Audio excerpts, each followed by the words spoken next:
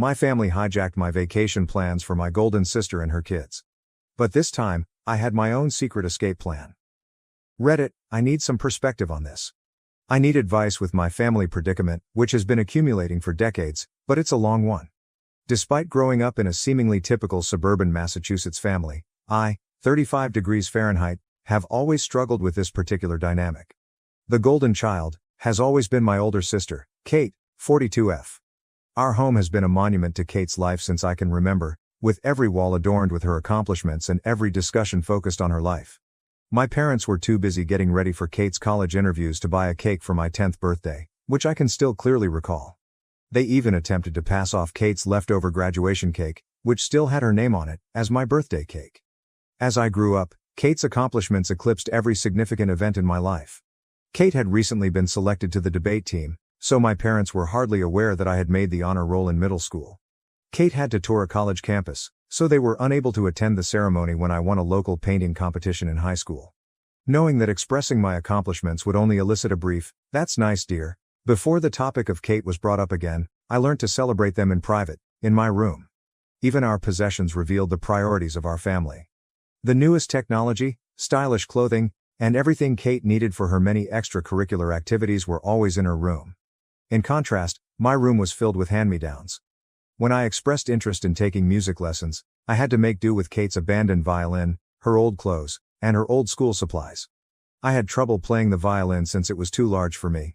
"We already spent so much on Kate's piano lessons this year," my mother responded in response to my request for a suitably sized one.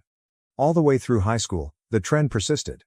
I was forced to use borrowed library books to study while Kate received private instruction for her SATs. My parents took out a loan for her to buy a car for college. They advised me to take the bus when I needed assistance getting about.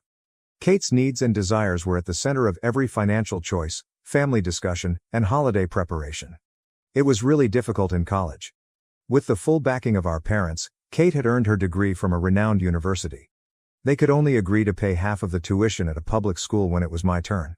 They clarified, "We're still paying off Kate's student loans. You'll need to figure out the rest on your own." In order to make ends meet, I worked 2 part-time jobs while I was a student, frequently dozing off over my textbooks. Kate, in the meantime, was beginning her career at a position our parents had helped her land through their contacts. 7 years ago, Kate got married, and everything changed, or rather, grew worse. For a whole year, our family's whole attention was on the wedding. For her ideal wedding, which included a designer gown, an opulent location, and a guest list of more than 300, my parents took out another loan. Despite their concerns about the payments, I recall hearing them in the kitchen one evening and their insistence that nothing was too good for Kate's special day. Was there ever any question that she was her maid of honor? I was supposed to coordinate bridal showers, plan a lavish bachelorette party, and manage any minor emergencies that arose. My mother told me, "Don't be selfish, Elizabeth. This is your sister's special time," when I expressed how stressed I was with juggling these obligations while working a full-time job. The twins followed. Our parents were ecstatic when Kate revealed she was expecting twins. Even though they were still repaying the wedding loan, they contributed to the down payment on a home close to them. I witnessed them spend their retirement money, which they claimed they couldn't access when I needed assistance with college, on the day they signed those documents. However, they claimed that this was different. "This is for our grandchildren." Who was the default babysitter, you ask? Yes, I do. It started out as sporadic babysitting. The request, "Elizabeth, could you watch the boys for a few hours?" became a weekly ritual, which was later extended to evenings whenever they had appointments. My parents were in favor of this arrangement, stating, "This is what family does." Kate and her husband Jack, 43 million, assumed that I would always be there to assist them whenever I attempted to object. Even while I adore them, the twins, who are now active 7-year-olds, are draining. The routine is the same every weekend. Kate unexpectedly drops them off at my place, usually with a pretext that she needs me time, or has essential errands to run. The lads run amok, transforming my tiny apartment into a catastrophe. Kate starts crying about how overwhelmed she is when I try to set limits or ask for advance warning, and my parents criticize me for not being supportive. I put in a lot of overtime to establish myself in the marketing industry. I recently received a promotion offer that would involve greater hours and more travel. My mother remarked, "But what about the twins? Your sister needs you here." Kate added, "You can't take that job, Elizabeth. Who will help me with the boys?" when I brought up this topic during a family dinner in the hopes of receiving some congratulations. It seems as though my time, profession, and life are completely irrelevant. My father adds, family should come first, Elizabeth. My mother always responds, your sister has 2 children to look after. You don't know what tired really means. When I tried to explain how overwhelming it all is, Kate accused me of being envious of her life and her kids. She replied, you're just bitter because you're still single, as though my marital status were the only factor that determines my value as a person. After a particularly demanding weekend with the twins, I made the decision to finally treat myself to a beach vacation last month. They had successfully damaged my laptop and left permanent markings on my couch. I knew I needed a vacation. I discovered a small, unpretentious resort in Florida that was ideal for a tranquil retreat. My mother's eyes glowed when I brought it up during our weekly family supper. Oh, that's perfect. We should all go together. The twins would love the beach. Before I could protest, Kate had already begun organizing events. She stated, you can take the boys swimming while Jack and I have some alone time, as though my trip would naturally turn into a time for them to be looked after. In exchange for my assistance with the twins, of course, my parents even offered to upgrade my reservation to a superior resort where they would all stay. Totally disregarding the fact that this was meant to be my vacation, they began organizing activities and outings centered around what the twins would like. I made a choice that would alter everything while I was lying in bed that night. I reserved a separate resort on a quiet little island. I kept the change in plans a secret from everyone. Silently, I began preparing by scheduling time off work, packing my things covertly, and ensuring that my emergency fund was available. Even though I know it's dishonest, I simply couldn't stand it any longer. At the airport, they will be separated from us. While I board my flight to another location, they will be traveling to Florida. I've disabled location sharing and am ready for the inevitable criticism. Yes, I am aware that there will be drama. Yes, I am aware that they will be upset. But I want to prioritize myself for the first time in my life. I've been the dependable sister, the ideal daughter, and the always available aunt for 35 years. To meet my family's expectations, I've given up my social life, my weekends, and my own needs. I was constantly babysitting, so I missed out on dating prospects. I have declined advancements that might conflict with the needs of my family. To be there for them whenever they need me, I've put my personal life on hold. Right now, I'm fleeing a lifetime of being taken advantage of, not just a holiday. I intend to utilize this as a turning point to set clear limits with my family and perhaps even take a complete vacation from them. I'm sick of always making sacrifices, being the family's pillar of support, and being the dependable fallback option. Reddit, what should I do?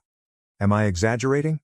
Is it appropriate for me to want something else for myself, or should I merely follow their plans and accept my place in the family? First update, I appreciate all of your help and guidance.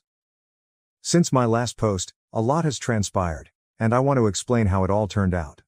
Although everything went according to plan, the day at the airport was more emotionally fraught than I had anticipated. I purposefully chose a different check-in station that was far from where my family would be when I arrived early. I watched everyone come through the glass walls of the terminal, Jack checking their booking details, my parents looking excited, Kate handling the twins, and Kate hauling baggage. I silently went through security for my own flight as soon as they started to head to their check-in counter. As soon as they realized I wasn't at their gate, my phone began to buzz. The bewildered text first appeared. Where are you? Gate B12 is where we are. Then the anxious ones. How are you, Elizabeth? Has something taken place? And lastly, the irate ones. How could you treat us like this? The guys are in tears. Before I boarded my aircraft, I switched off my phone. I experienced a peculiar fusion of liberation and remorse for the first time in years. I had lived with that guilt for the majority of my life. However, freedom? It was exhilarating, and it was new. The crowded tourist destination they were going to was nothing like the little island where my resort was located. Years of strain vanished the instant I set foot on the beach. No twins to babysit, no family problems to handle, no schedule to adhere to. The ocean, me, and complete freedom. In fact, the first 2 days were challenging. The twins would be eating lunch now, or Kate would typically require assistance going to bed at this hour, so I kept checking the time. It's difficult to break decades of indoctrination. However, something changed on the 3rd day. I experimented with things I had always wanted to do but had never had time for. I loved every minute of my silly yet fun surfing lesson. I became friends with a bunch of lone travelers when I enrolled in a yoga class by the beach. I even had a spontaneous dinner date with a fascinating man I met at the resort's coffee shop one evening. Even though it was only a casual supper, it served as a reminder that I could live a life apart from my family. When I eventually turned my phone back on after 5 days, that was the true test. There were dozens of voicemails, more than 300 text messages, and 147 missed calls. Even my mother had called my place of employment to report a family emergency. Fortunately, I had previously told my supervisor that I would be taking a holiday. Some of the voicemails were played for me. My mother's tone changed from one of concern to one of rage to one of manipulation. "Elizabeth, how could you leave your family in such a way? The twins are inconsolable. Did we raise you this way?" Even worse were Kate's messages. "You've ruined everything. The lads are persistent in their request for Aunt Lizzie. I can't handle meetings by myself, so Jack had to shorten them." However, one message struck a different chord. My father sent it, and he seemed unsure for once. "Elizabeth, please let us know you're safe even though I don't understand what's happening." I had never heard him talk to me without instantly defending Kate or pressuring me to do more before. I texted our family group chat just once. "I'm having a great vacation and am safe. When I get back, I'll get in touch with you. Please give me space." I then turned off the conversation and resumed talking to myself. The following 5 days were life-changing. In addition to reading bedtime stories to the twins, I also read 3 novels. I spoke with other guests without interruption.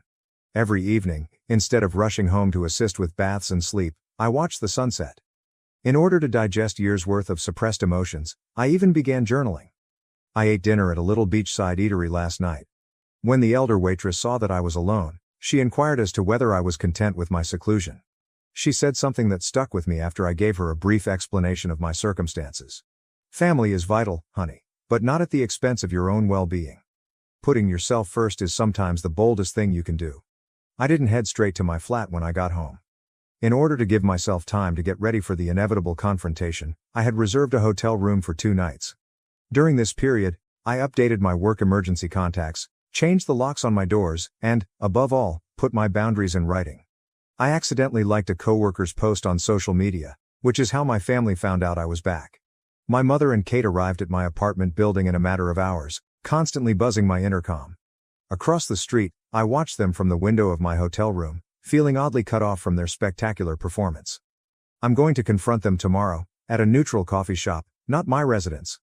I know it won't be simple, but I've prepared what I want to say. When I consider it, my hands tremble. But I'm choosing myself for the first time in my life. And I know I'm doing the right thing in spite of the worry, the guilt, and the drama that will undoubtedly ensue. I'll provide another update following my talk with my family. I'm grateful because Reddit gave me the confidence to take this first step toward independence." Second update. As scheduled, my family and I gathered at the coffee shop, and it was even more heated than I had anticipated. This is what took place. The encounter at the coffee shop began politely enough. I got there early and sat at a corner table, where I could see the front door and the emergency exit, a habit I'd formed from years of expecting family drama. I could hardly grasp my coffee cup because my hands were shaking so much. My parents, Kate, and, surprisingly, Jack all showed up together. I am glad there are no twins. I raised my hand and said what I had practiced before they began their planned speeches. I'm establishing boundaries, and they can't be negotiated. The 2 hours that followed were a masterclass in manipulating emotions. Kate started crying as she described how my absence had traumatized the twins. My mom attempted to instill guilt, following all that we have done for you. Unexpectedly, Jack tried to mediate by offering a compromise in which I would only see the kids every other weekend. For the most part, my dad sat quietly and uneasy. Kate's statement, "You're being selfish. Family means sacrifice," was the pivotal moment. Something broke inside of me. Clearly but calmly, I responded, "Yes, family means sacrifice, but it's supposed to go both ways. When was the last time any of you sacrificed anything for me?" The ensuing hush was deafening. I revealed everything for the first time: the years of being Kate's second best friend, the unfair financial treatment, and the ongoing belief that my life and time were not as valuable as theirs. I then showed them my calendar for the previous year, with every weekend designated for babysitting and every holiday tailored to their requirements. Attempting to interrupt, my mother said, "But that's what aunts do." I responded by saying something I had never before dared to say. "No, that's what paid babysitters do. And Kate, if you need this much help, maybe it's time to consider hiring one." From there, the discussion took a different turn. My mother followed Kate as she rushed out.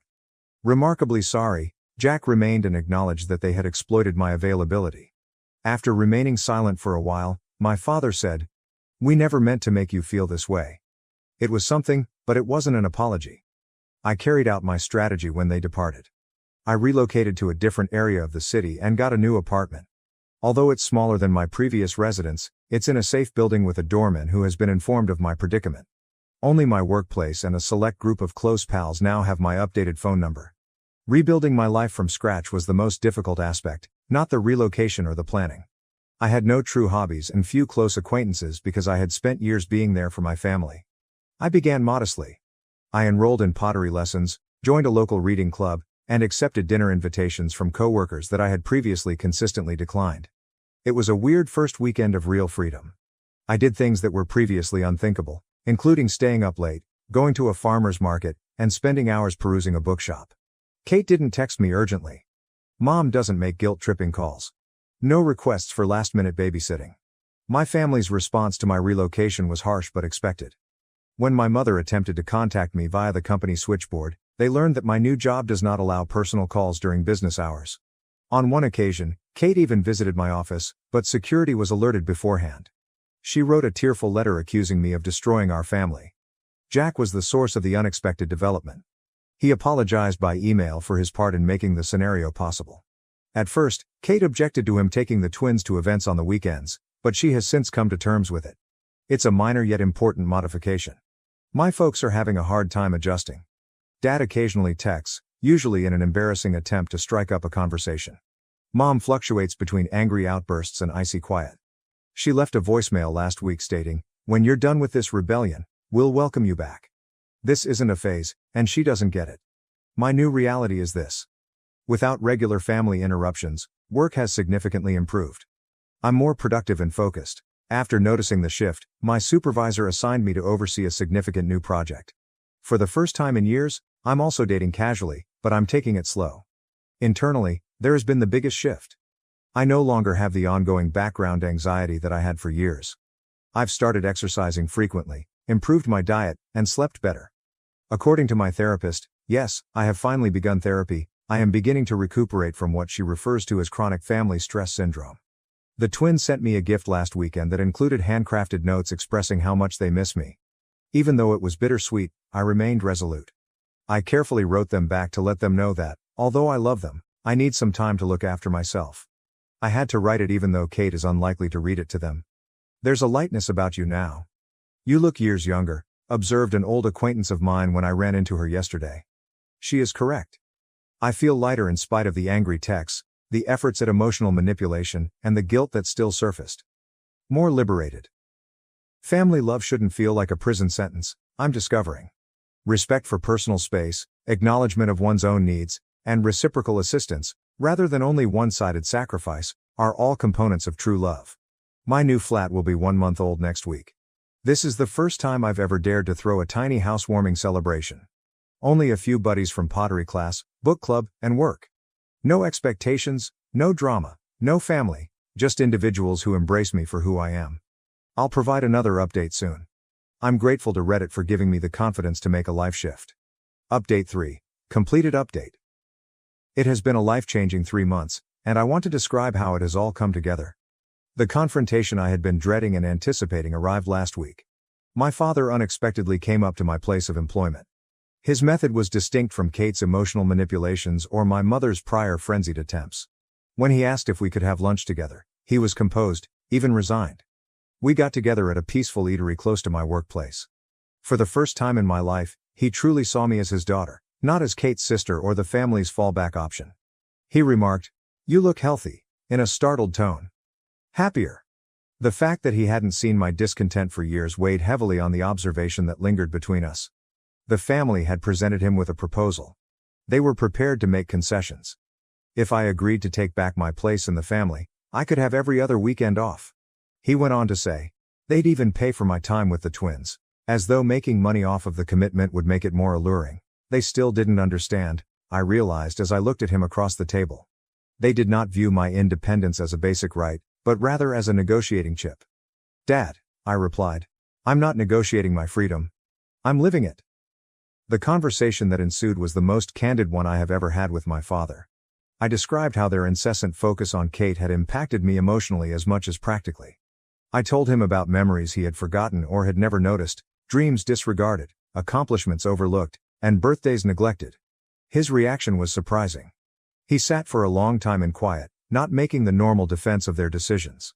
At last, he stated, "We thought we were doing what was best for the family. We never saw how much we were hurting you." Although that wasn't quite an apology, it was the first time I had ever been acknowledged.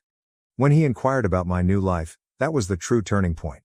He paid attention for the first time as I discussed my pottery lessons, my job advancement, and the new acquaintances I had made. Even though it was not flawless, I showed him pictures of a vase I had built. I was shocked by what he said next. "You seem to have built a good life for yourself without us." Both the recognition and the grief in his voice were genuine. We agreed at the end of lunch that nothing would ever be the same again. He gave me my first sincere embrace in years as he bid farewell. "I hope someday we can be part of your life again, but on different terms." That exchange appeared to set off a final round of family strife. After learning of our lunch, my mother began a fresh round of emotional attacks.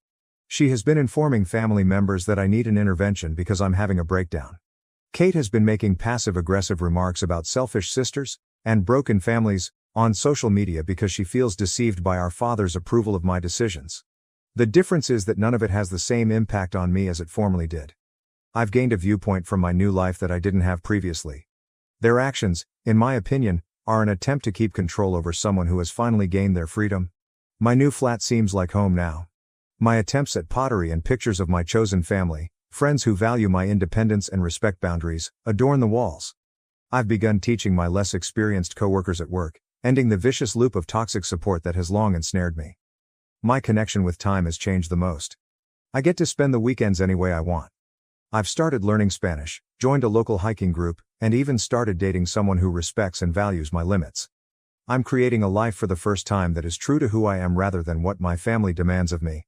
The twins sent me a homemade card last Sunday, which was obviously written under supervision. It was filled with regrettable statements about how much they miss their aunt. This would have previously led me into a downward spiral of uncertainty and remorse.